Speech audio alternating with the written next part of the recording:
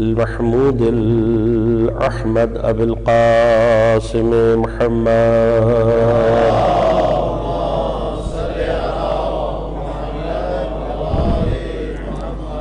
والصلاة والسلام على أسد الله الغالب غالب على كل غالب علي بن أبي طالب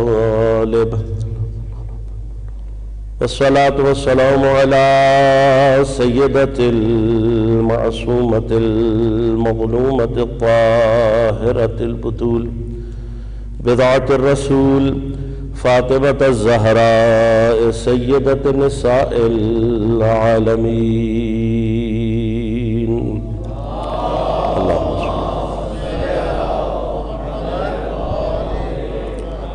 والصلاة والسلام على الحسن المجتبى والحسين المظلوم وأهل بيته الطيبين الطاهرين المعصومين المظلومين المنتجبين المنتخبين لا سيما بقية الله في الأراضين روحي وأرواح العالمين لتراب مقدمه الفداء ولعنة الله على أعدائهم أجمعين أما بعد قال الله تعالى في كتابه الكريم بسم الله الرحمن الرحيم إنا أعطيناك الكوثر فصل لربك وانحر إن شانئك هو الأبتر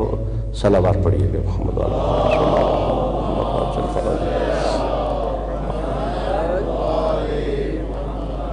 مومنین کرام سامعین محترم عزیزان گرام قدر شہادت مظلومان حضرت زہرا سلام اللہ علیہا کے سلسلے میں برپا کی گئی ان 3 روزہ مجالس میں کوشش کروں گا کہ اس سورہ مبارکہ یعنی سورہ مبارکہ کوثر کی ایک اجمالی سی تفسیر کے کچھ نکات آپ کی خدمت میں پیش کر سکوں.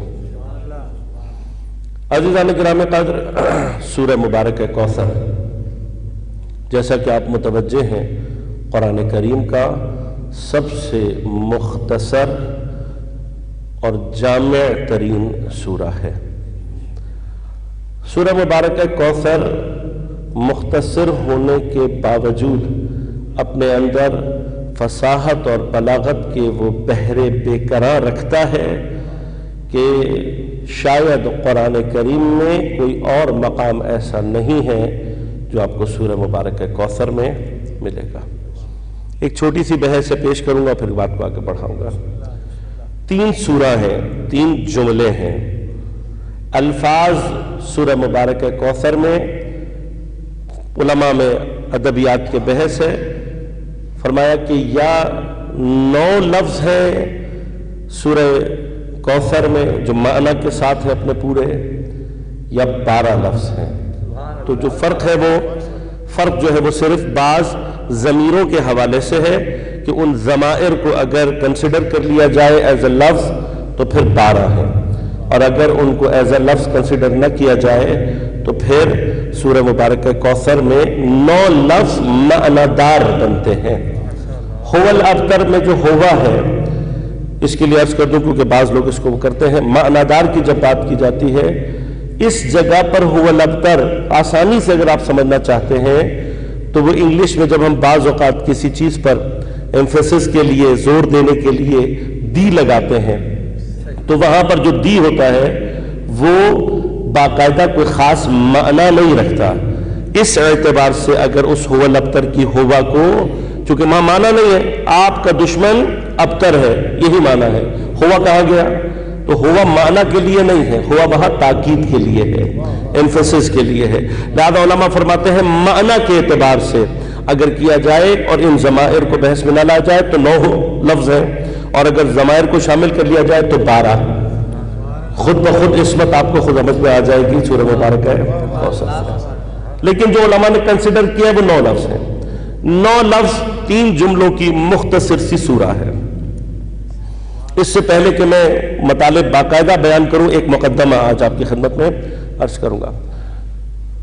پہلا سوال جو اکثر ہمارے مومنین کے ذہنوں میں رہتا ہے، اور وہ یہ ہے کہ ہم جانتے ہیں کہ پروردگار عالم نے قرآن کریم میں بہت سارے مومنین کا تذکرہ، انبیاء اور معصومین کا تذکرہ کیا ہے، اور اسی اعتبار سے ان کے نام پر باقاعدہ سورہ موجود ہے۔ سورہ ابراہیم ہے، سورہ نوح ہے، خود پیغمبر اکرم صلی اللہ علیہ وآلہ وسلم کے اسم مبارک سے سورہ محمد صلی اللہ علیہ وآلہ وسلم موجود ہے۔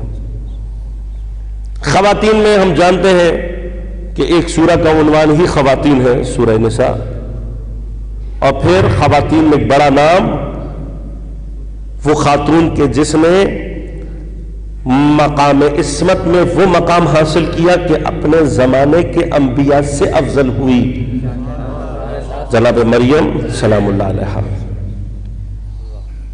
اور سورہ مبارکہ کوثر کے بارے میں بالاتفاق بالاجماع عالم اسلام کا عقیدہ یہ ہے کہ یہاں پر کوثر سے مراد جناب سیدہ سلام اللہ علیہا۔ لہذا بحث میں اگر میں اس جگہ تک پہنچا تو عرض کروں گا آپ کی خدمت میں کہ کوثر سے کیا مراد ہے، اور کوثر سے جتنی بھی مرادیں لی گئی ہیں کس طرح سے ان سب کی جو بازگشت ہے وہ جناب سیدہ سلام اللہ علیہا کی ذات کی طرف ہی ہوتی ہے۔ تمام اس میں جو ایک سوال ذہن میں رہ جاتا ہے بعض اوقات، وہ کیا ہے؟ وہ سوال یہ ذہن میں رہتا ہے کہ جس کا تذکرہ شاید زیادہ ہو، جس کے بارے میں گفتگو زیادہ ہو، جس سے متعلق سورہ زیادہ بڑا ہو، شاید وہ پروردگار کے نزدیک زیادہ اہمیت کا حامل ہے، جبکہ قرآن کا معیار یہ نہیں ہے۔ قرآن کا معیار اگر یہ ہوتا تو شاید شیطان اللہ کی نظر میں بہت سارے مومنین سے زیادہ امپورٹنٹ ہوتا، اس لیے کہ اس کا تذکرہ ہوا۔ بہت سارے کفار جن کا نام لیا وہ بہت سارے لوگوں سے زیادہ امپورٹنٹ ہو جاتے ہیں، لیکن معیار یہ نہیں ہے۔ قرآن کا جو معیار ہے وہ فصاحت اور بلاغت، کیوں؟ اس لیے کہ قرآن معجزہ علمی ہے پیغمبر اکرم صلی اللہ علیہ وآلہ وسلم کا۔ اب جب علمی معجزہ ہے تو پھر معیار بھی علمی ہونا چاہیے، اور معیار علمی مثلاً بعض اوقات کی بات کہی بھی جاتی ہے، ہمارے بھی بعض نوجوانوں کے ذہن میں ایک اور مسئلہ بھی ہے، وہ بھی ضمن بات کرتا چلا جاؤں۔ کہا کہ جی زکوٰۃ کا اللہ تبارک و تعالیٰ نے ذکر زیادہ کیا ہے اور ہمارے لوگ زکوٰۃ نہیں دیتے ہیں، جبکہ خمس کے لیے صرف ایک آیت ہے، اور بعض اوقات لوگ یہ سمجھتے ہیں کہ شاید ایک آیت ہونے کی وجہ سے خمس کا جو وجوب ہے وہ کمتر ہے، جبکہ واجب جب کوئی چیز ہو جاتی ہے تو واجب ایک ایسا مرحلہ ہے کہ جس کے اندر پھر کم یا زیادہ کا معنی نہیں پیدا ہوتا، واجب واجب ہوتا ہے۔ اب واجب اگر نماز ہے تو واجب ہی ہے، اتنا ہی واجب ہے جتنا روزہ ہے، جتنا روزہ واجب ہے اتنا حج واجب ہے، جتنے یہ سب واجب ہے اتنی زکوٰۃ واجب ہے، جتنے یہ سب واجب ہے اتنا ہی خمس واجب ہے۔ ایک آیت یا زیادہ آیتوں کے ہونے سے کسی بھی واجب کی واجب ہونے کے اعتبار سے اہمیت کم یا زیادہ نہیں ہوتی، لیکن ذہنوں میں ایک چیز موجود ہے، اس کو صرف کلیئر کرنے کے لیے ایک بات کروں گا اور آگے بڑھوں گا۔ زکوٰۃ سے متعلق یاد رکھیے گا کہ جہاں کہیں پر بھی نماز کے ساتھ لفظ زکوٰۃ آیا ہے، جہاں کہیں سب سے زیادہ اللہ تبارک و تعالیٰ نے زکوٰۃ کا ذکر نماز کے ساتھ ہی کیا ہے، جہاں کہیں پر بھی نماز کے ساتھ آیا ہے وہاں پر زکوٰۃ سے مراد قرآن میں فقہی زکوٰۃ نہیں ہے۔ ہم اور آپ جب لفظ زکوٰۃ سنتے ہیں ہمارے اور آپ کے ذہن میں جو زکوٰۃ کا تصور آتا ہے وہ زکوٰۃ فقہی ہے، جبکہ فقہی زکوٰۃ کے لیے قرآن نے جو آیت نازل کی ہے وہ لفظ صدقے سے شروع ہوتی ہے، وہاں پہ اللہ تبارک و تعالیٰ نے لفظ صدقہ استعمال کیا ہے۔ قرآن نے خود زکوٰۃ کی اصطلاح زکوٰۃ کے لیے استعمال نہیں کی ہے، قرآن نے زکوٰۃ کے لیے جو لفظ استعمال کیا ہے وہ ہے صدقہ۔ لہذا قرآن میں جہاں کہیں پر بھی لفظ زکوٰۃ آیا ہے اس سے مراد فقہی زکوٰۃ نہیں ہے۔ لہذا پہلے تو اس کو کلیئر کر لیں کہ اتنی مرتبہ جو زکوٰۃ کا ذکر آیا ہے اس سے مراد فقہی زکوٰۃ نہیں ہے، بلکہ ہر طرح کی مالی جو عبادت ہے اس میں حتیٰ مستحب صدقات بھی شامل ہو جاتے ہیں، یہ سب ملا کر زکوٰۃ مراد ہے۔ صرف زکوٰۃ نہیں ہے. زکوٰۃ کی اپنی جو آیتیں ہیں وہ 2 یا 3 ہیں، اس سے زیادہ زکوٰۃ کی، اصل زکوٰۃ کی اس سے زیادہ آیات نہیں ہیں. دوسری بات یاد رکھیے گا کہ واجب ہونے کے لیے قرآن میں ایک آیت کافی ہے. جس نے قرآن کو ماننا ہے اس کے لیے ایک آیت کافی ہوتی ہے، اور جس نے نہ ماننا ہو اس کے لیے پورا قرآن بھی کافی. اسی لیے ہم اہل بیت علیہ السلام کے حوالے سے بھی لوگوں کو یہ سمجھاتے ہیں. ہم کہتے ہیں کہ ولایت کی ایک آیت اتر گئی کافی ہے. جس نے ماننا ہے اس کے لیے ایک آیت کافی ہے، ورنہ پورا قرآن اہل بیت کا قصیدہ ہے. نہ سمجھنے والے کو کچھ بھی سمجھ میں نہیں آئے گا. جو نہ سمجھنا چاہے اس کو کچھ سمجھ نہیں آئے گا. پورا قرآن ایک جہد سے قصیدہ ہے اہل بیت کا، لیکن اگر ماننا چاہو تو ایک آیت ولایت کافی ہے. قرآن کا معیار کیا ہے؟ قرآن کا معیار یہ ہے کہ قرآن جب کسی کی مدح کرتا ہے، قرآن جب کسی کے بارے میں لب کشائی کرتا ہے تو فصاحت اور بلاغت کو معیار بناتا ہے. اور فصاحت اور بلاغت کا معیار کیا ہے؟ جب فصاحت اور بلاغت کو اسٹینڈرڈ قرار دیا جاتا ہے تو یاد رکھیے گا کہ فصاحت اور بلاغت میں کثرت کلام مذموم ہے، برا ہے. زیادہ الفاظ استعمال کرنا فصاحت اور بلاغت کے خلاف ہے. لہذا امیر المؤمنین صاحب فصاحت و صاحب بلاغت کہ جس کا کلام تحت کلام اللہ و فوق کلام البشر ہے، وہ ذات، اسی لیے جب وہ فرماتے ہیں کہ العلم نقطۃ، علم اصل میں صرف ایک نقطہ ہے.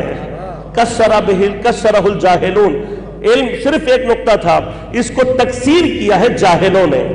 یعنی جتنی گفتگو بڑھتی جاتی ہے اتنا علم کا اظہار نہیں ہوتا، جہل کا اظہار ہو رہا ہوتا ہے. فصاحت کا معیار کیا ہے؟ کہ کم ترین گفتگو ہونی چاہیے. لہذا آپ غور کیجئے گا، جب پروردگار نے خود اپنا حسب اور نسب بنانے کی بات آئی، جب قرآن نے اپنے آپ کو، خدا نے، گرچہ پورا خود قرآن پروردگار کا کلام ہے، مختلف مقامات پر پروردگار نے اپنی صفات بیان کی، اپنے بارے میں لوگوں کو بتایا، لیکن جب آ کر پیغمبر سے خاص طور پر یہ کہا گیا کہ یا رسول اللہ کوئی ایک کلام ایسا ہو کہ جس سے ہم خدا کی تعریف کر سکیں مکمل اور جامع، تو پروردگار نے سورہ بقرہ نازل نہیں کی، پروردگار نے سورہ نساء نازل نہیں کی، بلکہ 4 آیتوں کی ایک مختصر سی سورہ مبارکہ توحید نازل کر دی. قل هو اللہ احد اللہ الصمد لم یلد ولم یولد ولم یکن لہ کفوا احد. 4 آیتوں پر مشتمل. خدا نے اپنی جب تمجید کرنا چاہی تو خدا نے کثرت کلام کو اختیار نہیں کیا، بلکہ خدا نے اپنی تعریف اگر کرنا چاہی تو پروردگار نے فصاحت اور بلاغت کو سامنے رکھتے ہوئے کم ترین الفاظ میں جامع ترین تعریف اپنی دنیا کے سامنے پہنچا دی. پس اگر میں اسی کو معیار بنا کر بات کروں تو خدا جب اپنی تعریف کرنا چاہتا ہے تب بھی 4 آیتیں استعمال کرتا ہے، لفظ بھی زیادہ استعمال کرتا ہے. لیکن کیا کہنا سیدہ کا کہ جس وقت سیدہ کی تعریف بیان کرنا چاہتا ہے تو اتنا مختصر کر دیتا ہے کلام کو کہ پھر اس سے زیادہ مختصر کلام انسان کی قوت کی بس کی بات ہی نہیں ہے. اور سب سے کم ترین مرحلے میں سب سے جامع ترین گفتگو کر کے خدا جانے خدا سیدہ کے بارے میں بتانا کیا چاہتا ہے. اللہم صلی اللہ محمد وعلی محمد. لہذا ایک مقام سورہ مبارکہ کوثر کی شان نزول یقیناً آپ کے ذہن میں موجود ہے. ایک ظاہری شان نزول ہے، اور ظاہری شان نزول میں آپ جانتے ہیں کہ کچھ لوگوں نے روایات ہمارے پاس موجود ہیں، بدترین کفار کہ جن کو آج مسلمان ثابت کر کے صحابی بنانے کی کوشش کی جا رہی ہے. یہ ایک سلسلہ ہے، عجیب سلسلہ ہے.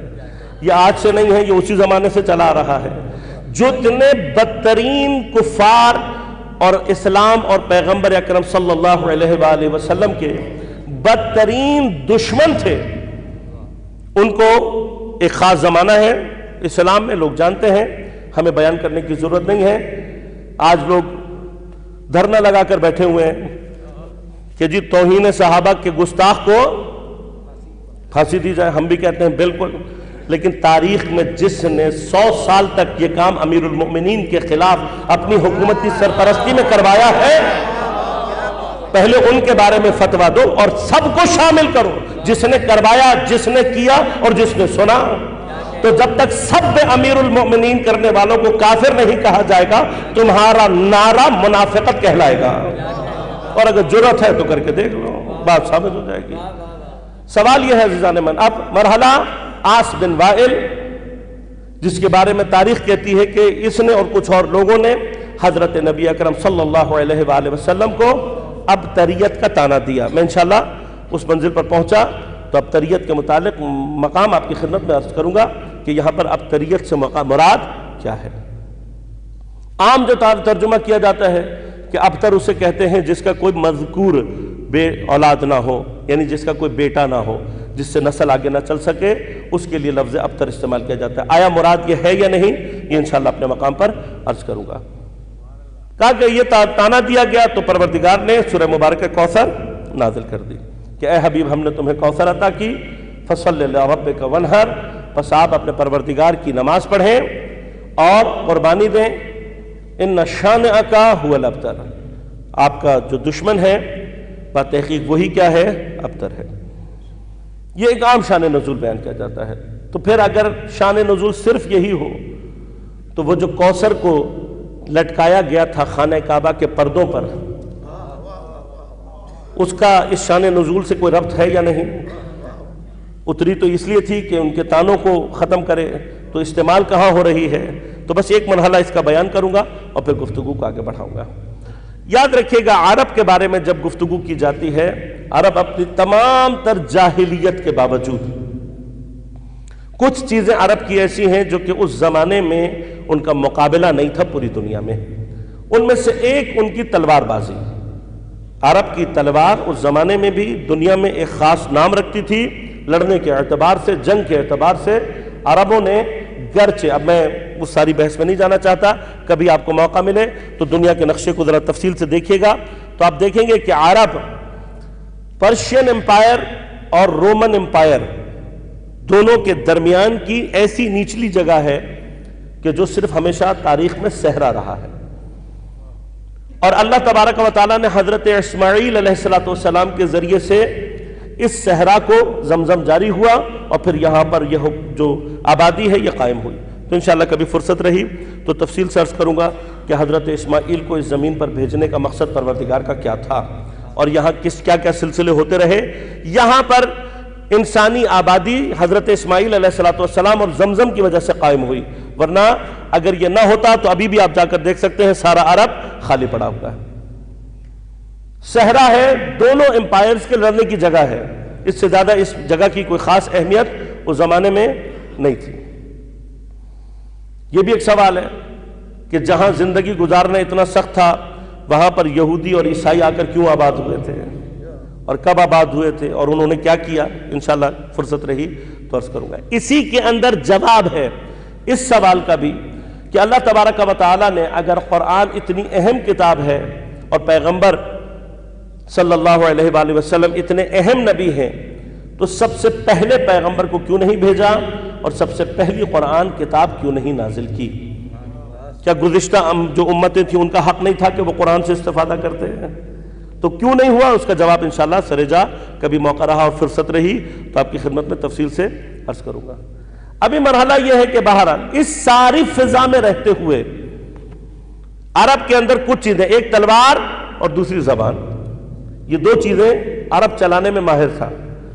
لہذا جب تلوار چلاتا تھا تو تلوار کے قصے ہیں، آپ جا کر دیکھ لیجئے۔ اور تلوار چلانے کے لیے عرب کو بہانہ چاہیے ہوتا تھا، لڑنے کے لیے صرف بہانہ چاہیے، کوئی معقول وجہ نہیں ہے۔ لڑنے کے لیے کسی معقول وجہ کا انتظار نہیں کیا کرتے تھے۔ لہذا حالی نے اپنی مسدس میں جو مشہور شعر کہا ہے وہ سب سے بہترین پکچر ہے عرب کی اس حالت کی، کہ کبھی پانی پینے پلانے پہ جھگڑا اور کبھی گھوڑا آگے، تمہارے گھوڑے نے پہلے پانی کیوں پیا؟ 50 سال جنگ۔ تمہارا گھوڑا دوڑ میں آگے کیوں نکلا؟ 100 سال جنگ۔ انسانی عقل حیران ہوتی ہے کہ اتنی سی معمولی سی باتوں پہ 50 100 سال کی جنگ ہے۔ لڑنے کا شوق تھا۔ دوسری چیز جو چلاتے تھے وہ کیا تھی؟ زبان، فصاحت اور بلاغت اور حفظ، حافظہ۔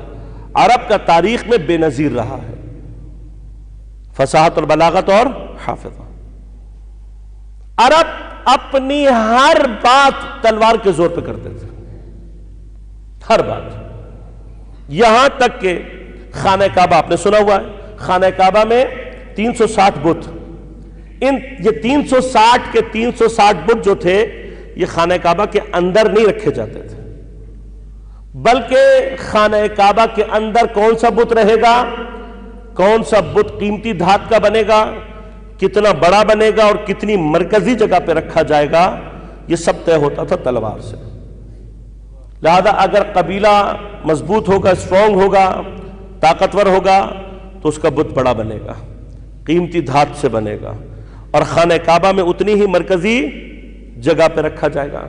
اب اسی اعتبار سے بتوں کی سیٹنگ ہوتی جاتی تھی، تو بہت سارے بت بیچارے خانہ کعبہ سے باہر، ان کو اجازت نہیں تھی کہ وہ اپنے بت خانہ کعبہ کے اندر رکھیں۔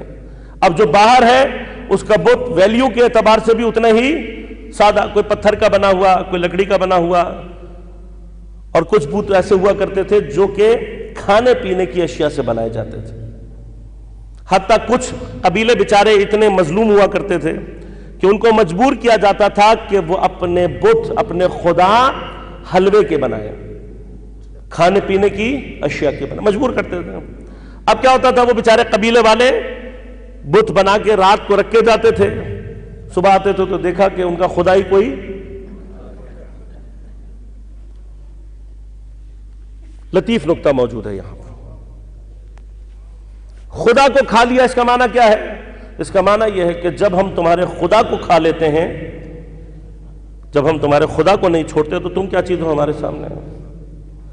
لہذا اب ایک ایکویشن بنی ہے، وہ ایکویشن کیا ہے؟ جتنا مضبوط قبیلہ اتنا ہی اس کا مضبوط خدا، جبکہ اصل جو ایکویشن ہے وہ اس کے الٹ ہے۔ یہ تو انسانی ایکویشن بنی ہے نا، لیکن جو حقیقی ایکویشن ہے وہ کیا ہے؟ الٹ ہے۔ حقیقی ایکویشن کیا ہے؟ جتنا مضبوط اور قدرت مند خدا ہوتا ہے، قوم خود بخود اتنی مضبوط اور طاقتور ہوتی چلی جاتی ہے۔ لہذا قوم چاہے چھوٹی ہی کیوں نہ ہو، تعداد کم ہی کیوں نہ ہو، لیکن اگر مضبوط خدا پر ایمان رکھتی ہے، طاقتور خدا پر ایمان رکھتی ہے، تو خود بخود طاقتور ہو جاتی ہے۔ یہ جو ایمان لانے والوں کی ایک بڑی تعداد ہے، جس نے تاریخ میں کم تعداد ہونے کے باوجود بڑی بڑی فوجوں سے مقابلہ کیا، بڑی بڑی طاقتوں سے مقابلہ کیا، اس کے پیچھے جو اصل راز ہے وہ کیا ہے؟ جس کو یہ پتا ہو کہ میرا خدا اتنا طاقتور ہے کہ اگر مجھے نابود بھی کر دیا جائے تو خدا مجھے میرا نابود نہیں ہونے دے گا۔ وہ تھوڑی سی فوجیں ہونے کے باوجود بھی دنیا میں فتح یاب اور کامران رہی ہیں۔ اب پچھلے انبیاء کے دور سے لے کر آپ کربلا تک پہنچ جائیں، چھوٹی سی لشکر، چھوٹا سا لشکر ہے، لیکن ہزاروں اور لاکھوں کی فوج کے مقابلے پہ صرف کھڑا ہوا اس لیے ہے کہ ہمارے پیچھے ہمارا خدا موجود ہے۔ اور جب ایک مرتبہ خدا نے کہہ دیا کہ میں تمہیں نابود نہیں ہونے دوں گا، تو اب سامنے والا لشکر ہمیں کاٹ بھی دے، ہمیں قتل بھی کر دے، ہمارے سروں کو نیزوں پر اٹھا کر چلے بھی، تب بھی جب خدا نے وعدہ کر لیا ہے تو ہم زندہ باد رہیں گے اور قاتل مردہ باد رہیں گے۔ تو یہ تاریخ نے ثابت، کربلا نے یہی ثابت کیا کہ اگر خدا تمہارا محکم ہے، اگر خدا کا عقیدہ تمہارا بڑا ہے، اگر تم جانتے ہو کہ تمہارا خدا ہر شے پر قادر ہے، تو جہاں اس کی رضا کے لیے سب کچھ لٹانا ہو۔ لہذا انشاءاللہ کبھی بحث رہے گی تو عرض کروں گا آپ کی خدمت میں کہ یہ یاد رکھیے گا، ایمان کی جو وادی ہے وہ ظاہری نقصان کی وادی ہے۔ ایمان ظاہری نقصان کے بغیر نہیں ہے۔ جب تک ظاہری نقصان خدا کے لیے قبول کرنے کے لیے انسان تیار نہیں ہوتا، اس وقت تک مومن نہیں بنتا۔ لیکن یہ ظاہری نقصان جو دنیا کی نظر میں ظاہری نقصان ہوتا ہے، مومن کا سودا ہوتا ہے اپنے پروردگار کے ساتھ۔ لہذا جو جتنا خدا کے سامنے ظاہری طور پر لٹا رہا ہوتا ہے، اتنا خدا سے خرید رہا ہوتا ہے۔ اور اس اعتبار سے کربلا سے بڑا سودا تاریخ میں کوئی نہیں ہے کہ میرے مولا نے سب کچھ لٹا کر خدا سے سب کچھ خرید لیا ہے۔ اپنی جگہ ایک مقام ہے، انشاءاللہ عرض کروں گا آپ کی خدمت میں. کبھی کربلا کو اس نظر سے دیکھیں گے تو کربلا کا ایک اور وجہ ہے، کربلا کا ایک اور چہرہ ہے. لہذا مرحلہ کیا ہے؟ جتنا خدا کے اوپر عقیدہ سٹرونگ ہوگا اتنا خود بخود قوم کے قلوب مضبوط ہوتے چلے جائیں گے. اب وہاں سے کربلا سے سمجھ کر آنے والے آج کے دور میں بھی ہم نے دیکھا کہ حزب اللہ کا ایک چھوٹا سا گروہ تھا، دنیا کی طاقتور ترین فوج اسرائیل کے سامنے ڈٹ کر کھڑا ہوا تھا، اور ایک مرتبہ پھر اس چھوٹی سی فوج نے خدا پر بھروسہ کر کے بڑی سی فوج کو شکست دے کر بتایا جس کا خدا بڑا ہوتا ہے کامیاب وہ ہوتا ہے. لہذا اب جو بار بار خدا قرآن میں اپنی صفات بیان کرتا ہے، اللہ اکبر، اللہ سب سے بڑا ہے، اللہ علیم ہے، اللہ قدیر ہے، محیط علی کل شیء ہے. یہ ساری کی ساری باتیں جو خدا ہمیں سمجھانا چاہتا ہے وہ اس لیے ہے کہ جتنا تمہارا خدا کے اوپر اعتماد زیادہ ہوگا اتنا تمہارا ایمان زیادہ ہوگا، جتنا تمہارا ایمان زیادہ ہوگا اتنے کامیاب تم خود بخود ہوتے چلے جاؤ گے. اور ایک وجہ بھی یہی ہے، ائمہ نے، انبیاء نے جو معجزات کر کے دکھائے ہیں اس کی ایک جہت یہ بھی ہے کہ لوگوں کو یہ سمجھایا جا سکے جس کے بندے اتنے طاقتور ہیں وہ خدا جانے کتنا طاقتور ہوگا. لہذا علی کے ماننے والوں کو تو یہ ذہن میں رکھنا چاہیے نا کہ جس کے بندے کی 2 انگلیوں کی طاقت اتنی ہے تو اس کا خالق اور خدا کتنا طاقتور ہوگا. لہذا عرب ہر کام تلوار سے کرتے ہیں، لیکن ایک واحد میدان ایسا ہے کہ جس میں عرب تلوار سے بات نہیں کرتے. وہ کون سی جگہ ہے؟ فصاحت اور بلاغت. فصاحت اور بلاغت کا میدان بازار عکاظ. عکاظ ایک جگہ ہے جہاں میلہ لگتا ہے، اور اس میلے کی خصوصیت کیا ہے کہ عرب کی جو بہترین قصیدے ہیں وہ اس بازار میں آ کر پڑھے جاتے ہیں. اب یہاں تلوار نہیں چلتی، یہاں زور نہیں چلتا، یہاں زورگوئی نہیں ہے. جو جتنا فصیح کلام کہے گا اس کو اتنا احترام خود بخود مل جائے گا. اس لیے کہ آپ زبردستی تلوار کے زور پہ کسی کو نہیں کہہ سکتے کہ میرا شعر پسند کرو. اور شعر آپ جانتے ہیں کہ اشعار اور نثر میں، شعر اور نثر میں فرق کیا ہے. شعر تعریف کے اعتبار سے بڑی لمبی چوڑی بحث سے میں اس میں نہیں جاؤں گا، لیکن ایک سادی سی جو تعریف کی گئی ہے وہ یہ ہے کہ ایک ایسی موزون اور مرتب عبارت ہوتی ہے جو کم ترین الفاظ میں زیادہ تر مطلب پہنچانے کی قدرت اپنے اندر رکھتی ہے. بس اگر شعر میں یہ تینوں چیزیں جمع ہو جائیں تو شعر بن جاتا ہے. موزون ہو، وزن رکھتی ہو، اسپیسیفک، مرتب ہو، اور کم الفاظ میں زیادہ مطلب بتانے کی قوت رکھتی ہو. اس اعتبار سے شعر کا انسانی حافظے کے اوپر جو پرنٹ ہے وہ نثر سے زیادہ قوی ہے، چونکہ انسانی عقل اور انسانی ذہن اور انسانی مزاج نظم کو، موزونیت کو اور ترتیب کو پسند کرتا ہے فطری طور پر. مثلا چھوٹی سی مثال دوں، میں آپ کو پاکستان کے مثلا سب سے مہنگے ہوٹل میں سب سے اچھا سویٹ دلوا دوں، لیکن جب آپ جائیں تو دیکھیں سب کا سب بکھرا پڑا ہوا ہے، تو کیا ہوگا؟ اس بے ترتیبی کی وجہ سے گرچہ وہ سب سے بڑا ہوٹل ہے آپ کو پسند نہیں آئے گا. اس کے مقابلے پر آپ کسی سستے سے ہوٹل میں چلے جائیں لیکن ہر چیز آپ کو مرتب اور منظم دکھائی دے تو خود بخود آپ کی طبیعت وہاں خوش ہو جائے گی. یہ انسانی فطرت سے ترتیب، نظم، موزونیت یہ انسانی فطرت سے چونکہ میل کھاتی ہے، لہذا شعر کا جو پرنٹ ہے انسانی ذہن کے اوپر وہ قوی ہے نثر کے مقابلے میں. آپ بعض بزرگان بھی یہاں موجود ہیں، آپ کو اپنے بچپن کے پڑھے ہوئے اشعار آج تک یاد ہوں گے. بعض لوگوں کو حتیٰ کلاس سے اول دوم کی بھی پڑھے ہوئے اشعار آج تک یاد ہوں گے، لیکن بہت کم لوگ ایسے ہوتے ہوں گے جن کو سبق یاد ہو کہ ہم نے پہلی جماعت میں کون سا سبق پڑھا تھا، اس کا عنوان کیا تھا، اس کے اندر عبارت کیا تھی، یاد نہیں رہتی. کیوں؟ اس لیے کہ نثر اس اعتبار سے ضعیف صنف ہے، کمزور صنف ہے. شعر اس اعتبار سے مضبوط صنف ہے، محکم ہے. اب یہ جو بحث کی ہے یہ بلا وجہ نہیں کی ہے، نتیجہ دوں گا آپ کو اس سے. شعر کیا ہے؟ مضبوط ہے، شعر کا حافظے کے اوپر اثر زیادہ ہے، شعر کے اندر یہ قوت ہے کہ شعر میں جو مطلب بیان کیا جاتا ہے، بعض اوقات نثر میں اگر اسی مطلب کو بیان کیا جانے لگے تو بعض اوقات کئی صفحات اور بعض اوقات ایک شعر کی تشریح پوری کتاب بن سکتی ہے، اتنی قوت ہے۔ اب سوال یہ پیدا ہوتا ہے کہ جب شعر میں اتنی قوت ہے تو خدا نے اپنا کلام شعر کی صورت میں نازل کیوں نہیں کیا؟ حتیٰ بار بار کئی مقامات پر اللہ تبارک و تعالیٰ نے پیغمبر کے شاعر ہونے کو رد کیا ہے۔ ہم نے اپنے حبیب کو شعر نہیں سکھایا، یہ شاعر نہیں ہے۔ تو اس کا جواب انشاءاللہ آپ رکھیے گا ذہن میں، جواب اس کا کبھی اور دوں گا، کیونکہ ایک مفصل بحث چاہیے کہ شعر ہوتا کیا ہے، اور اللہ تبارک و تعالیٰ نے قرآن اشعار کی صورت میں نازل کیوں نہیں کیا، پیغمبر کو شاعری ان تمام خصوصیات کے باوجود۔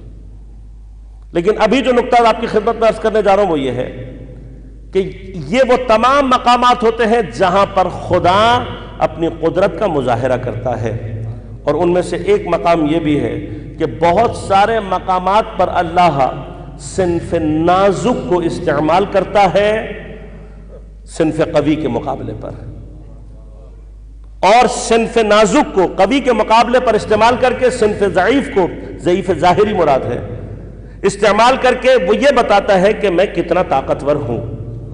میں اگر چاہوں تو شعر کو کس نے خلق کیا؟ پروردگار نے۔ نثر کو کس نے خلق کیا؟ پروردگار نے۔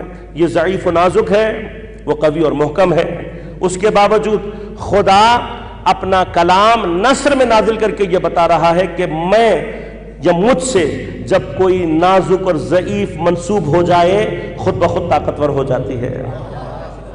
اب ایک نقطہ یہ ذہن میں رکھیے گا۔ دوسرا نقطہ آپ کی خدمت میں عرض کروں، جہاں پر صنف ضعیف کو اللہ نے استعمال کیا ہے وہ مقام وہ ہے جہاں تلوار استعمال نہیں ہوتی۔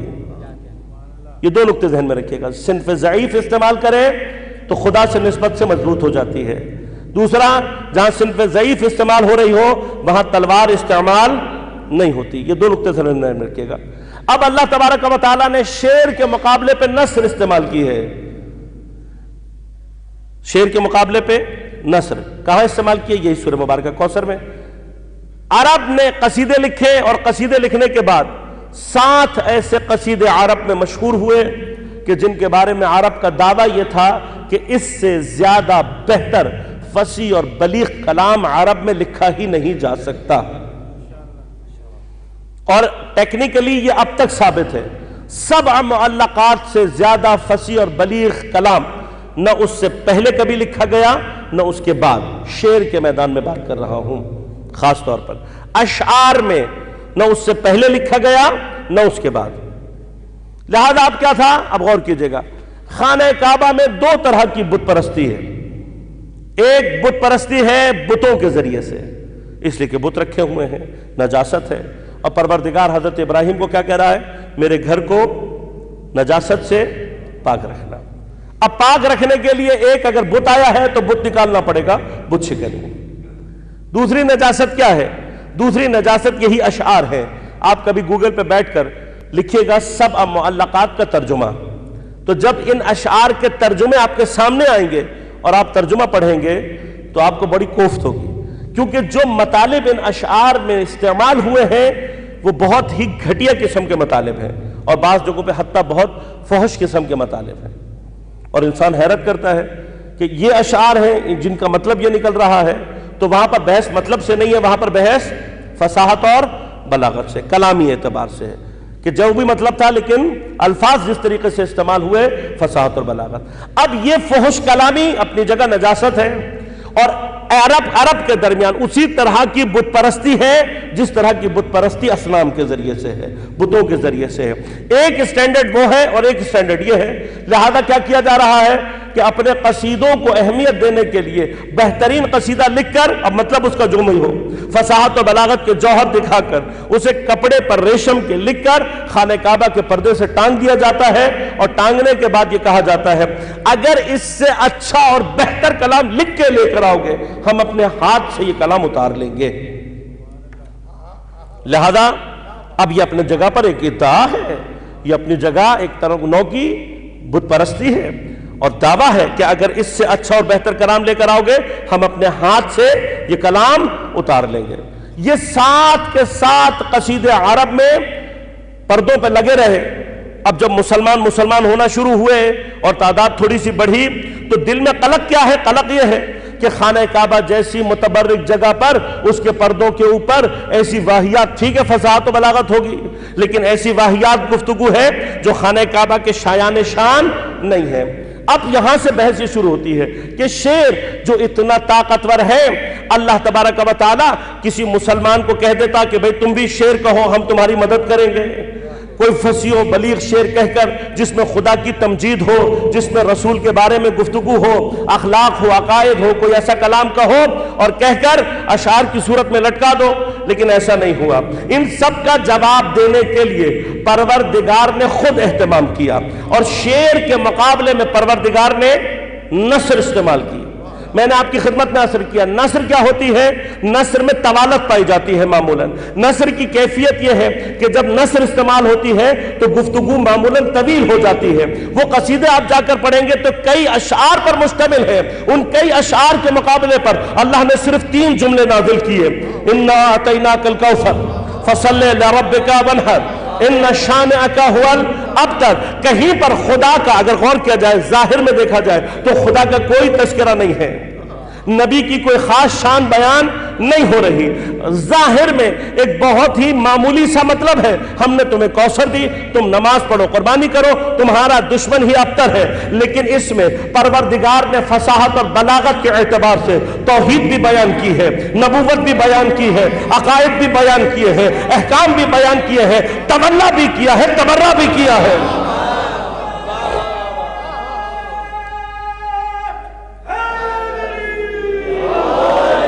لہذا کوثر اپنی جگہ جامع ہے، کوثر جامع ہے۔ کیا مقامات میں عرض کروں گا انشاءاللہ، بعض کی طرف اشارہ کروں گا آپ کی خدمت میں۔ لیکن اب ہوا کیا؟ اللہ تبارک و تعالی نے یہاں پر بت پرستی ختم کرنے کے لیے اس نو کی نجاست کو، خانہ کعبہ کی تطہیر کا مقام ہے تو ہونے وہی چاہیے جن کی شان میں آئے تطہیر نازل ہوئی ہے، کام انہی سے لیا جائے گا۔ لہذا اب کیا ہوا؟ پروردگار نے کوثر نازل کر دی۔ نازل کرنے کے بعد کہا اے حبیب جاؤ اور جا کر اس کو لٹکا دو۔ پیغمبر نے بھی لکڑی کی ایک عام سی تختی لی، اس کے اوپر کوثر لکھوائی، لکھوا کر خانہ کعبہ کے پردوں پر لٹکوا دی۔ جیسے ہی کوثر داخل ہوئی خود بخود بت گرنا شروع ہو گئے، خود بخود بت کرنا شروع ہو گئے۔ آتے تھے کوثر کو گھنٹوں پڑھتے رہتے تھے، گھنٹوں پڑھتے رہتے تھے، اور پھر سر جھکا کر خود اپنے ہاتھ سے اپنے قصیدے اتار لیا کرتے تھے۔ تو دنیا جانتی ہے ایک وقت کی بت شکنی، میں بتا رہا ہوں 2 بار کی بت شکنی۔ آخری بت شکنی جو آپ نے سنی ہوئی ہے وہ فتح مکہ کے بعد مولا کائنات کے ہاتھوں سے ہوئی ہے، لیکن اب اگر غور سے دیکھو گے تو اس بت شکنی سے ابتدا ہوئی ہے۔ پس اللہ نے خانہ کعبہ کی تطہیر میں بت شکنی کا آغاز کوثر سے کیا، انجام حیدر کرار کے ذریعے سے کیا۔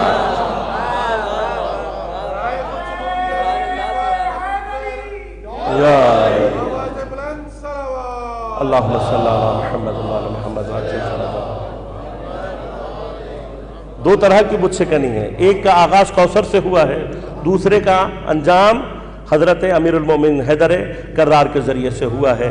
بس جو آیے تطہیر کے مصداق ہیں ان کے لیے زیبا ہے خانہ کعبہ کو تطہیر کرنا۔ لیکن بس ایک آخری جملہ کہوں گا اور پھر گفتگو کو یہیں پر اختتام کروں گا۔ مرحلہ کیا میں نے آپ کی خدمت میں عرض کیا، جس میدان میں خدا صنف نازک استعمال کرے وہاں تلوار نہیں چلا کرتی، لیکن خدا سے منسوب ہو جائے صنف نازک تو صنف قوی کے سامنے جیت جاتی ہے۔ ایک جنگ یہ تھی، ایک جنگ یہ ہے جو الفاظ کی صورت میں ہو رہی ہے، اس میں بھی پروردگار نے جس کے قصیدے کو استعمال کیا ہے اپنی ذات استعمال نہیں کی، پیغمبر کی ذات استعمال نہیں کی، بلکہ جناب سیدہ کو مرکز و محور بنایا ہے۔ ہاں اب یہ اتفاق نہیں ہے، یہ اتفاق نہیں ہے، اگر اس کو غور سے دیکھا جائے تو یہ مسلمانوں کی پہلی جنگ کی پہلی فتح ہے، یہ پہلی جنگ کی پہلی فتح ہے، پہلی جنگ ہوئی ہے جو کہ زبان کے مقابلے میں ادب میں ہوئی ہے۔ اور اللہ تبارک و تعالیٰ نے کیا کیا؟ صنف ضعیف صنف نازک ہے نصر، لیکن مرکز اور محور کس کو بنایا؟ سیدہ کو۔ اور جب یہ مقام آیا تو پھر تلوار کے بغیر فتح ہوئی ہے، لوگوں نے خود اعتراف کیا ہے، خود اعتراف کیا، اپنے ہاتھ سے خانہ کعبہ پہ سے اپنے قصیدے اتار کر گئے ہیں۔ آخری جنگ جو اسلام کی ہوئی ہے وہ بھی بغیر تلوار کے ہوئی ہے۔ وہ کون سی جنگ ہے؟ وہ جنگ وہ ہے جو مباہلے کے میدان میں ہوئی ہے۔ وہاں پر بھی اللہ تبارک و تعالیٰ نے صنف قوی کے مقابلے پر صنف ضعیف کو اختیار کیا، اور جب صنف ضعیف کو اختیار کیا تو اب یہ اتفاق نہیں ہے کہ پہلی جنگ میں بھی اللہ نے جس کا ذکر مرکز و محور بنایا وہ سیدہ ہے، مباہلے میں بھی اللہ نے جس کو مرکز اور محور بنایا وہ جناب سیدہ ہے۔ دونوں مقامات پر تلوار نہیں چلی ہے، لیکن دونوں مقامات پر کیا ہوا ہے؟ دشمن نے خود اپنی شکست کا اعتراف کیا ہے۔ یہاں پر قصیدے خود اتارے، وہاں سیدہ کو آتے ہوئے دیکھ کر کہا وہ چہرے دیکھ رہے ہیں، اگر یہ حکم دے دے تو پہاڑ جگہ چھوڑ۔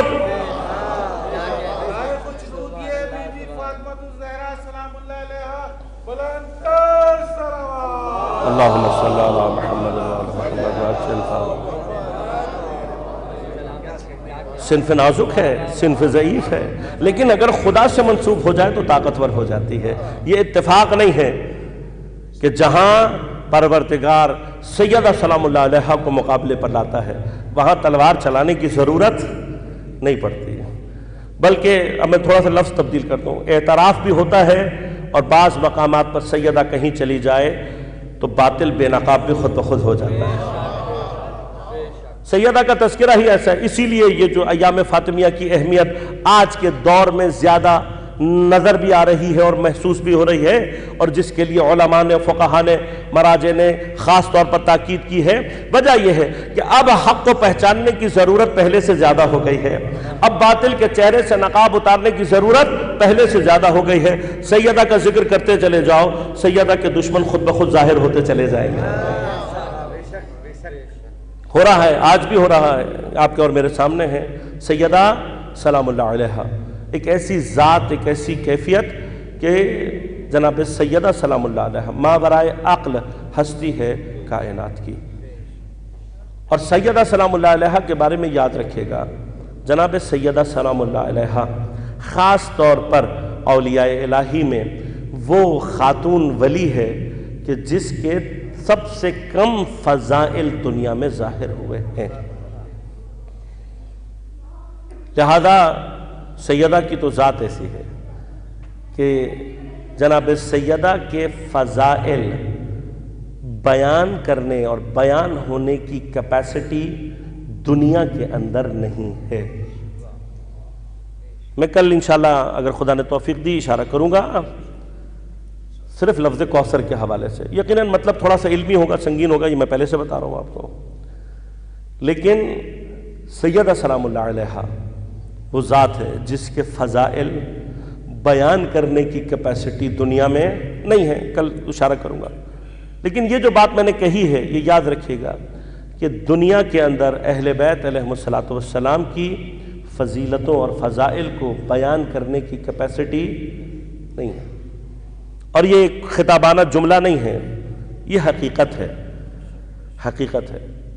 دنیا کے اندر کیپیسٹی نہیں ہے، دنیا اہل بیت کی فضیلت کو بیان اور ظاہر کرنے کی قدرت نہیں رکھتی۔ ادعا نہیں ہے، دلیل دے رہا ہوں۔ دلیل کیا ہے؟ شب معراج کی جو روایات ہیں وہ بہت طولانی ہیں، ہمارے ہاں متاسفانہ شب معراج کے حوالے سے جو گفتگو ہے وہ کم کی جاتی ہے، ورنہ طولانی روایات ہے، بہت کچھ ہے جو پیغمبر اکرم صلی اللہ علیہ وآلہ وسلم نے اپنے معراج کے سفر کے دوران دیکھا اور بیان کیا۔ ان میں ایک مقام ہے جو بیان کر رہا ہوں، روایت ہے کہ حضرت نے فرمایا کہ جب میں معراج کے سفر میں تھا تو میری ملاقات اس فرشتے سے کروائی گئی جسے فرشتہ حساب و کتاب کہتے ہیں۔ میں روایت کی تفصیل بیان نہیں کروں گا، فرشتے کی جو حیت بیان کی گئی ہے وہ تمثیل ہے، یہ سمجھانے کے لیے کہ وہ فرشتہ حساب و کتاب میں کتنا قوی ہو سکتا ہے۔ میں اس حیت کی طرف نہیں جا رہا۔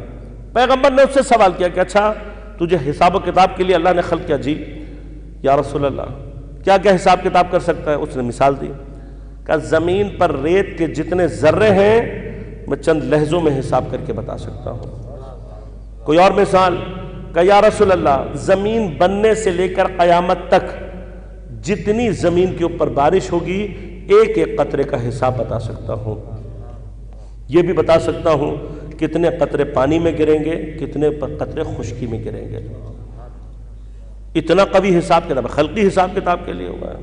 تو پیغمبر نے سوال کر لیا، پیغمبر نے کہا تو یہ بتا وہ کیا چیز ہے جو تیری قدرت حساب اور کتاب سے باہر ہو جاتی ہے کوئی چیز ایسی؟ گرچہ تو خلقی کس لیے ہوا ہے؟ حساب و کتاب کے لیے۔ ہے کوئی چیز ایسی کہ جو تیری قدرت حساب سے بھی کیا ہو جائے؟ باہر ہو جائے۔ تو اس نے کہا یا رسول اللہ ہے ایک چیز، کیا ہے وہ؟ فرمایا کہ جب زمین پر مؤمنین کی کوئی جماعت محمد و آل محمد علیہ السلام پر درود بھیجتی ہے تو جب وہ مل کر درود بھیجتی ہے اس کا ثواب اتنا زیادہ ہو جاتا ہے کہ میری قدرت حساب سے باہر ہو جاتا ہے۔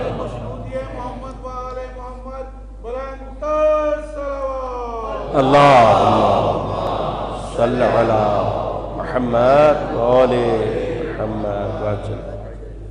روایت بیان کر رہی ہے کہ ہم نہیں کر سکتے، لہذا درود فاطمیہ میں جو فرمایا اللہم صلی علی فاطمہ و ابیہا و بعلہا و بنیہا و سر المستودع فیہا بعدد ما احاط بہ علمک، پروردگار جس کو احاطہ تیرا علم کرتا ہے۔ بہت ساری چیزیں خصوصاً اہل بیت سے متعلق ایسی ہیں کہ جن کا احاطہ صرف اور صرف پروردگار کر سکتا ہے۔ تو جن پر جماعت سے کیا مراد ہے؟ عربی میں جماعت سے مراد تین مدیں ہیں۔ اگر زمین پر تین مومن مل کر بھی محمد و آل محمد علیہ السلام پہ درود بھیج دیں تو اس کا ثواب فرشتہ حساب و کتاب کے بس سے باہر ہو جاتا ہے۔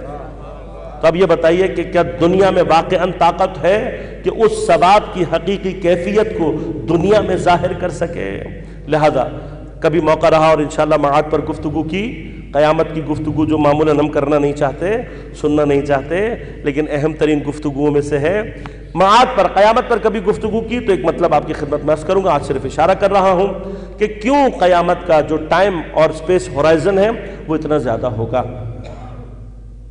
قیامت کا ٹائم ہورائزن ایک اندازہ دینے کے لیے خدا نے سورہ مبارکہ مجادلہ میں کیا فرمایا؟ فرمایا کان مقدارہ 50,000 سنہ، کہ قیامت کا ایک دن دنیا کے 50,000 سالوں کے برابر ہوگا۔ جبکہ خدا اپنی جو صفات بیان کرتا ہے اس میں سے ایک صفت کیا ہے؟ پروردگار کیا ہے؟ سریع الحساب ہے۔ اگر پروردگار سریع الحساب ہے تو پھر اتنا وقت کیوں چاہیے قیامت میں؟ ایک دن 50,000 سال کا ہو تو اس کی مختلف وجوہات ہیں، وہ بعد میں کبھی انشاءاللہ موقع رہا تو عرض کروں گا، لیکن ایک وجہ قیامت کے دن کی بڑے ہونے کی یہ ہے کہ قیامت کا جو ٹائم اینڈ اسپیس ہے وہ اس لیے بڑا رکھا گیا ہے تاکہ اس ٹائم اینڈ اسپیس کے اندر اہل بیت کی فضیلت کے کچھ مقامات کو ظاہر کیا جا سکے۔ دنیا میں اتنی کیپیسٹی ہی نہیں ہے کہ دنیا اہل بیت علیہ السلام کے فضائل کو بیان کر سکے، لہذا خود اہل بیت علیہ السلام کی محبت کا جو اثر ہے دنیا کے اندر کیپیسٹی نہیں ہے۔ ہمارے بعض جوان بچے کہتے ہیں کہ مولانا اہل بیت علیہ السلام سے محبت بھی کرتے ہیں اور مشکلات بھی سہتے ہیں۔ عزیزان من، چونکہ دنیا میں کیپیسٹی ہی نہیں ہے کہ محبت اہل بیت علیہ السلام کے اثر کو ظاہر کر سکے، لہذا اللہ تبارک و تعالیٰ نے اس محبت کے اثر کو محفوظ رکھا ہوا ہے قیامت کے دن۔ لہذا یاد رکھیے گا، قیامت دوسروں کے لیے قیامت ہوگی، مومن کے لیے قیامت بہترین عید کا دن ہوگا، اس لیے کہ جس دن وہ اہل بیت علیہ السلام کے فضائل اور ان سے محبت کے اثر کو دیکھ رہا ہوگا، اس سے زیادہ مومن کے لیے خوشی کا دن کوئی نہیں ہوگا۔ اور یہ بھی اپنی طرف سے نہیں کہہ رہا ہوں، سورہ مبارک ہے قارعہ قیامت کے دن کو بیان کر رہی ہے۔ کیا کہہ رہی ہے؟ القارعۃ ما القارعہ وما ادراک ما القارعہ، ایسی خطرناک، اتنی خوفناک آواز ہوگی کہ یوم یکون الناس کالفراش المبثوث، کہ انسان بکھرے ہوئے پتنگوں کی طرح سے ہاں مرے ہوئے بکھرے ہوئے پتنگوں کی طرح سے ہو جائیں گے. ایک آواز آئے گی اتنی خوفناک ہوگی کہ جو جہاں ہوگا مر جائے گا. وَتَكُونُ الْجِبَالُ كَالْعِحْنِ الْمَنْفُوشِ, اور پہاڑ کیسے ہو جائیں گے؟ دھنکی ہوئی رنگین اون کی مانند, روئی کی مانند. ہاں کبھی موقع ملے تو کسی گدا بھرنے والی دکان پہ تھوڑی دیر کے لیے کھڑے ہو کر دیکھیے گا کہ جب وہ گدے کو صاف کر رہا ہوتا ہے اور اس سے جو روئی کے چھوٹے چھوٹے ذرات اڑ رہے ہوں, ان ذرات کو غور سے دیکھیے گا اور تھوڑی دیر کے لیے سوچیے گا کہ صرف ایک آواز آئے گی, ایک آواز آئے گی. اس ایک آواز کا اثر کیا ہوگا؟ پہاڑ اس روئی کے ذرات کی مانند ہو جائیں گے. اتنی خوفناک آواز. ساتھ ہی کیا فرمایا؟ فَأَمَّا مَنْ ثَقُلَتْ مَوَازِينُهُ, لیکن جس کے موازین, جس کا وزن بھاری ہوگا, فَهُوَ فِي عَيْشَةٍ رَاضِيَةٍ, وہ بہترین راضی زندگی گزار. راضی زندگی یعنی کیا؟ ایسی زندگی کہ ہم اسے راضی کر دیں گے, ہم راضی کریں گے. عیشت راضیہ, ایسی زندگی کہ جس زندگی سے وہ راضی ہو چکا ہوگا. کس وجہ سے؟ ثقلت موازینہ, اس وجہ سے کہ اس کے وزن بھاری ہوں گے. تو وہ کیا چیز ہے؟ میری نماز کی اوقات ہے؟ نہیں ہے. میرے روزے میں اوقات ہے؟ نہیں ہے. میرے حج میں اوقات ہے؟ نہیں ہے. کسی چیز میں اوقات نہیں ہے. ہر شے کو جو اوقات دیتی ہے وہ محمد وآل محمد علیہ السلام کی محبت ہے.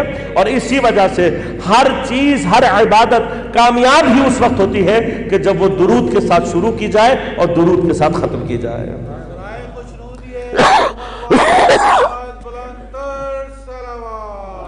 اللہم صلی اللہ.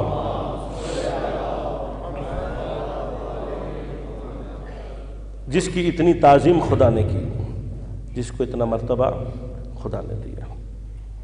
کیسا مرتبہ دیا؟ جناب سیدہ کے مرتبے کو اگر سمجھنا ہونا تو جناب عائشہ سے جو روایت ہے اس پر غور کریں. رہبر معظم نے واقعاً ایک بہت ہی خوبصورت نقطہ بیان کیا کہ جناب عائشہ سے جو روایت ہے اس میں دو اہم نقطے. کہا کہ ایک نقطہ یہ ہے کہ جو آپ نے لفظ استعمال کیا لما کانت, جب بھی جناب سیدہ سلام اللہ علیہ داخل ہوتی, یعنی کیا؟ یعنی یہ کہ کبھی ایسا نہیں ہوا کہ جناب سیدہ داخل ہوئی ہو اور پیغمبر نے یہ کام نہ کیا ہو. پیغمبر کا عمل سنت یا واجب بنتا ہے. واجب کب بنتا ہے؟ جب کوئی عمل پیغمبر ترک نہ کرے. اگر ترک نہ کریں تو واجب بن جاتا ہے. تو اگر امت پر بیٹی کا احترام واجب ہوتا تو ہر باپ کے لیے لازم ہوتا کہ وہ بیٹی کے آنے پر ایسے اٹھے. اس کا مطلب کیا ہے؟ سیدہ کا احترام بیٹی کے عنوان سے نہیں کیا جا رہا, سیدہ کا احترام سیدہ کی حیثیت سے کیا جا رہا. اور اب اگر سیدہ کا احترام پیغمبر پر واجب ہے تو امت پر کیسا واجب ہونا چاہیے؟ کیسا احترام عملاً پیغمبر کرا. کبھی ایسا نہیں ہوا, کبھی ایسا نہیں ہوا کہ فاطمہ داخل ہوئے. قام الیہا, ہمارے ہاں ایک عام ترجمہ کیا جاتا تھا کہ پیغمبر کھڑے ہوتے تھے, لیکن رہبر معظم نے بہت خوبصورت نقطہ بیان کیا کہ اگر کہا جائے قام لہا تو اس کا معنی ہوگا کہ سیدہ کے لیے کھڑے ہوتے ہیں. کہ جب قام الی کے ساتھ متعدی ہوتا ہے تو اپنے معنی کو بدل لیتا ہے. قام الی کا مطلب یہ ہے کہ صرف کھڑے نہیں ہوتے تھے بلکہ دوڑتے ہوئے سیدہ کی طرف جاتے تھے. کبھی ایسا نہیں ہوا کہ سیدہ آئی ہوں اور پیغمبر اپنی جگہ سے کھڑے ہو کر دوڑتے ہوئے سیدہ کی جانب نہ گئے ہوں اور سینے سے لگا کر پیشانی کا بوسہ لے کر استشمام کرتے ہیں.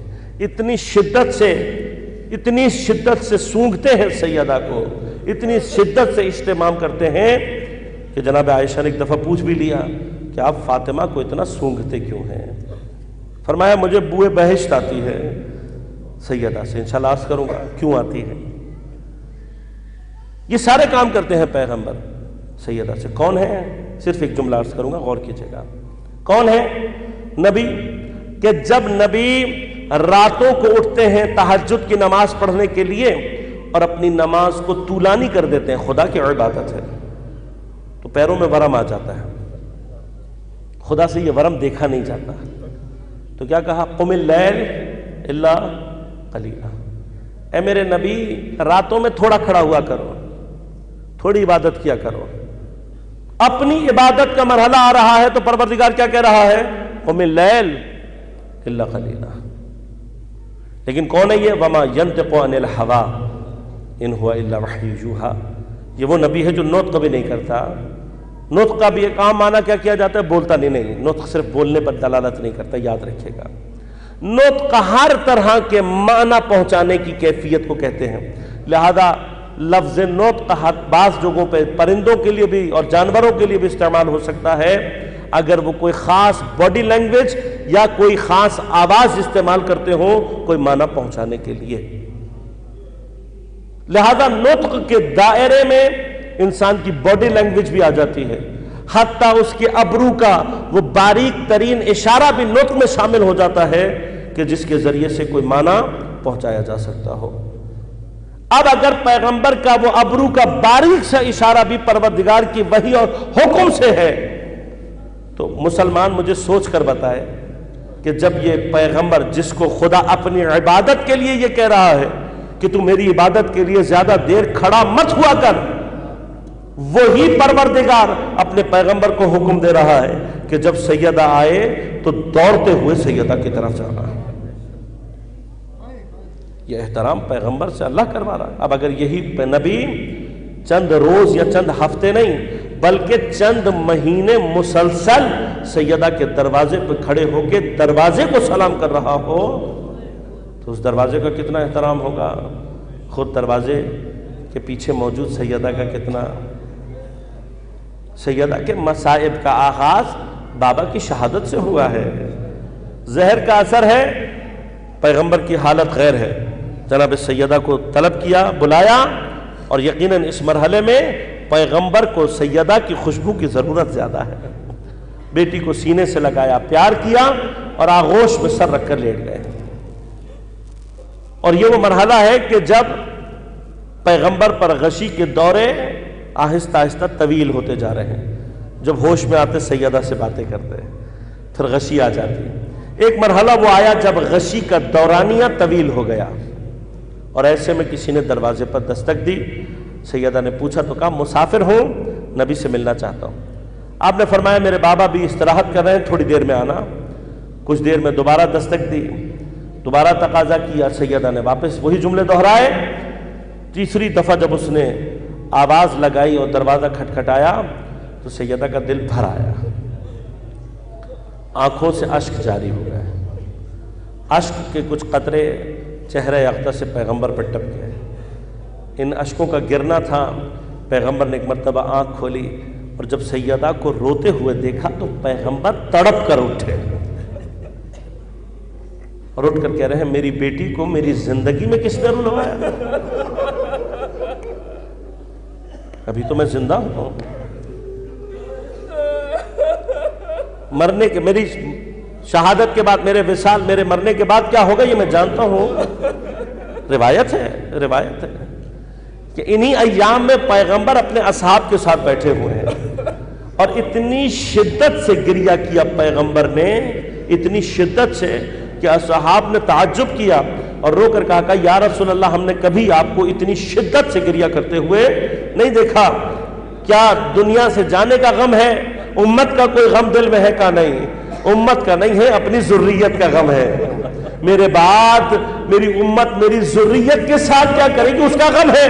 اور میں دیکھ رہا ہوں میری امت میری بیٹی کے ساتھ جو سلوک کرے گی اسے دیکھ کر رو رہا ہوں. گویا میری بیٹی تنہا ہو کر مجھے پکار رہی ہوگی لیکن میری بیٹی کی مدد کرنے والا کوئی نہیں ہوگا.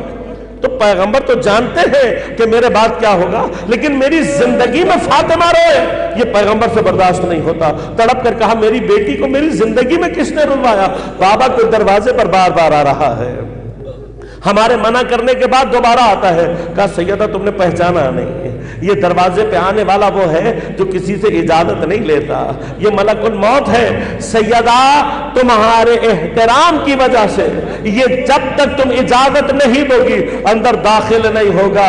تو عزادارو ایک مرتبہ تو سوچو نا کہ سیدہ نے اس وقت بھی یہ سوچا ہوگا کہ جب میرے احترام میں ملک الموت دروازے سے اندر نہیں آ سکتا تو یہ تو پھر پیغمبر کی امت ہے.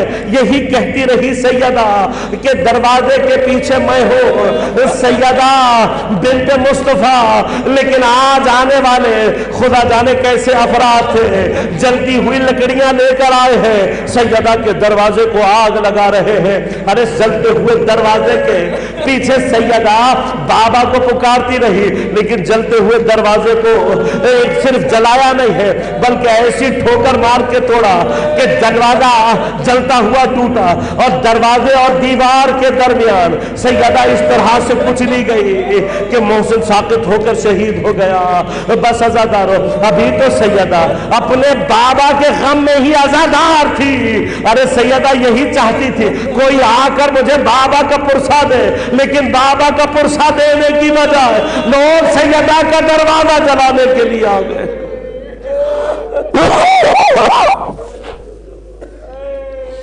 الا ولعنۃ اللہ علی القوم الظالمین وسيعلم الذین ظلموا ای منقلب ینقلبون۔ پارے الہ ہماری عبادت کو اپنی بارگاہ میں قبول و منظور فرما، بحق زہرا و ابیہا و بعلہا و بنیہا، منتقم زہرا، منتقم کربلا، منتقم اسیران کربلا، منتقم خون شہداء، امام زمان علیہ السلام کے ظہور میں تعجیل فرما۔ پارے الہ بحق زہرا و ابیہا و بعلہا و بنیہا، مومنین دنیا میں جہاں جہاں آباد ہیں ان کو اپنے حفظ و امان میں رکھ، ان کی پریشانیوں کو دور فرما، مشکلات کو آسان فرما۔